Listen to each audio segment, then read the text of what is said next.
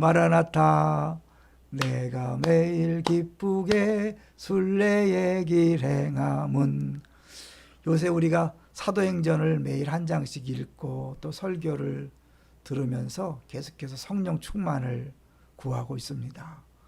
하나님께서 이 시점에서 우리에게 사도행전을 읽게 하시고 성령 충만을 기도케 하시는 특별한 이유가 있다고 생각하고요. 정말 다시 처음으로 돌아가서 초대교회 아름답고 풍성한 모습이 우리 교회와 한국 교회 또 전 세계 교회에 다시 보여지기를 사모합니다. 오늘 제목은 당연한 것 하나도 없었던 것을 안다면, 좀 전에 같이 우리가 들었던 은혜라는 찬양의 가사죠.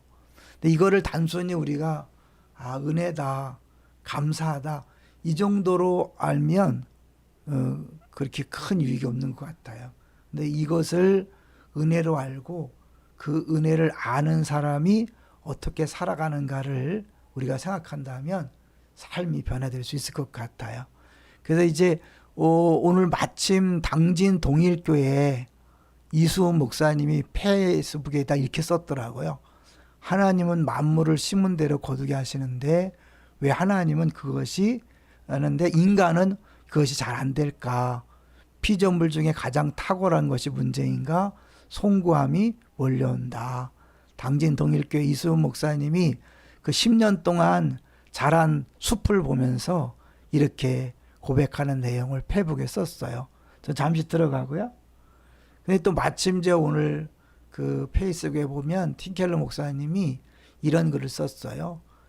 Religious people, 종교적인 사람은 하나님이 얼마나 우리에게 유익한가를 찾는가 하면, 성장하는 그리스도인들은 하나님이 얼마나 아름다운가를 발견한다. 그러니까 신앙생활이 여전히 자기가 주인이고 하나님은 자기의 조력자, 도움을 주는 분으로만 안다면 신앙이 성장하지 않는 거죠. 그런 의미에서요, 우리에게 주어진 모든 것들이 당연한 것이 아니라 은혜다 라는 것을 알 때 어떻게 달라지냐면, 가장 먼저요, 기독교인들이 굉장히 옹졸하다는 소리 들은 적 있죠. 오히려 믿지 않은 사람보다 더 옹졸하고 용서 못하고 꽁한 경우가 많잖아요.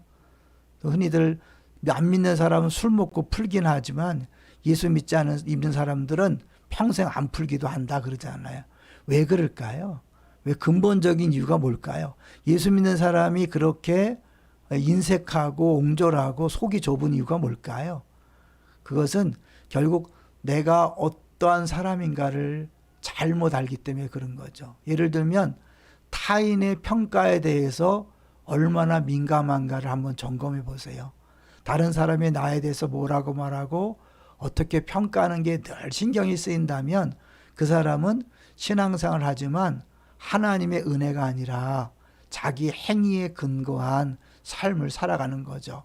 그래서 우리의 담대함의 근거가 하나님 앞에 담대하게 나아갈 수 있고 자유할 수 있는 근거가 나의 행위인가 아니면 하나님의 은혜인가.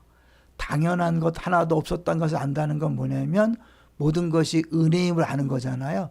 그랬을 때 그런 사람은요, 이 스데반처럼, 우리 주일날 봤던 것처럼 스데반처럼 하늘이 열린다라고 자신 있게 말할 수 있어요. 그리고 예수님이 하나님 우편에서 나를 위해 중보 기도하고 있기 때문에 난 그 예수님 때문에 어떤 상황에서도 하나님 앞에 갈 수 있고 하나님 나를 사랑하신다, 기뻐하신다. 그렇기 때문에 기꺼이 자기를 죽이는 사람들을 위해서도 용서할 수 있는 거죠. 우리가 용서가 안 되고요, 다른 사람에게 항상 이겨야 되는 이유가 뭐냐면 자기의 옳음이 하나님 앞에서는 의가 되잖아요.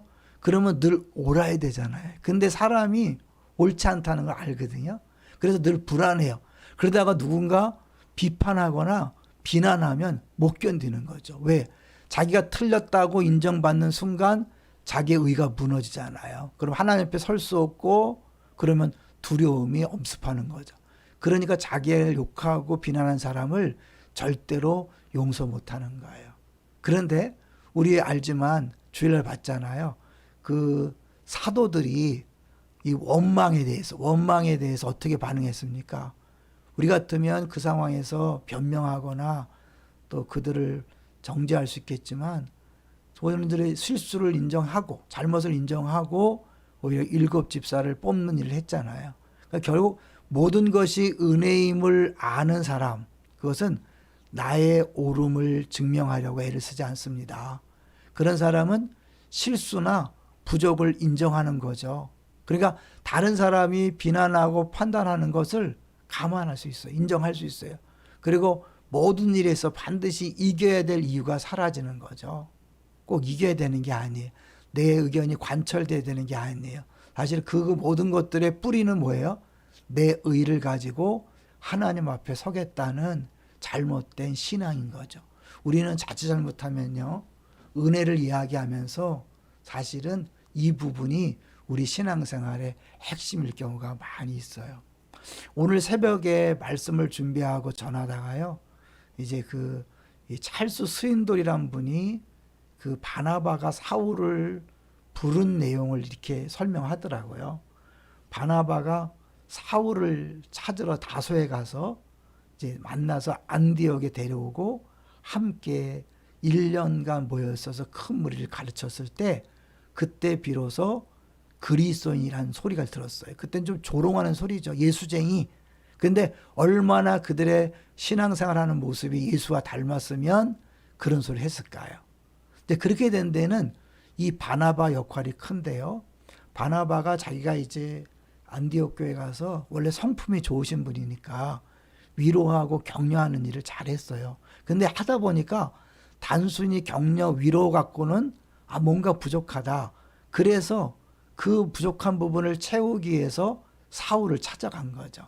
그게 이 바나바가 느낀 게 뭐냐면 이 격려하는 은사를 받았는데 안디옥 교회가 더 깊은 가르침을 받아야 된다고 생각했고 그 일의 적임자가 사울이라고 생각했던 거죠. 그래서 10년 동안 고향에 직구하고 있던 사울을 불러간 거예요.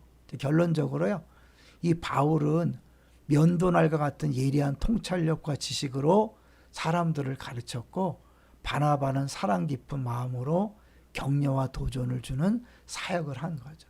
그러고 나니까 이제 안디옥 교회에 또 많은 사람들이 더 돌아오는 그런 일이 있었다는 거죠. 우리는 잘못하면요, 설교를 되게 위로와 격려와 그런 걸 받기를 원해요. 근데 아무리 위로받고 격려받아도요, 우리 신앙생활에 변화가 없는 거 아시죠? 왜냐면 그게 일주일 3일 지탱할 수 없거든요. 근데 진짜로 바울 사도가 서신서에 가르치는 것처럼 내가 예수 믿는 게 뭔지, 복음이 뭔지, 우상이 뭔지, 정확하게 예수를 믿고 주를 따라가는 것이 무엇인지를 정확하게 알 때 우리가 엉뚱한 것을 붙잡지 않는 거죠. 다시 말씀드리지만 당연한 것 하나도 없었던 것을 알기 때문에 은혜다. 그러니까 감사하자. 여기 끝이면 안 되고요. 내가 정말 은혜로 여기까지 왔다면 행위가 아니라 은혜이기 때문에 내 완전함, 내 옳음을 증명하려고 애를 쓸 필요가 없어요. 그래서 내가 실수할 수 있고 부족할 수 있다는 것, 죄인인 걸 인정하고 누가 지적하고 또 욕하고 뒷담화해도 감수하는 거죠. 그리고 그 부분에서 겸손히 자신을 돌아보는 것이고 그것 때문에 또 뭐 신앙생활을 하니 안 하니 시험 들었니 상처받았니 흔들리지 않는 거예요. 상처받고 시험 들고 왔다 갔다 하는 건 뭔지 아세요? 그거는 내가 나의 옳음을 근거로 신앙생활하고 있다는 증거거든요. 이제 그거에서 내려놓고 정말 당연한 것 하나도 없었다. 다 은혜다. 주님이 하셨다. 인정한다면 스스로 옳음을 증명하기보다는 겸손하게 낮아져서 어떤 소리도 들을 수 있고요. 그리고 오히려 더 무릎 꿇고 기도할 뿐만 아니라 내가 이렇게 은혜로 살았기 때문에 다른 사람을 넉넉히 은혜로 받아주는 거죠. 용서할 수 있어요. 품어줄 수 있어요. 저어줄 수 있어요. 넉넉하게 그렇게 살아감으로 야, 예수쟁이는 다르구나. 그리스도인은 다르구나. 라는 소리를 들었으면 좋겠어요. 우리 모두가 그런 은혜의 주인공 다 되시기를 주의 이름으로 축원합니다. 할렐루야.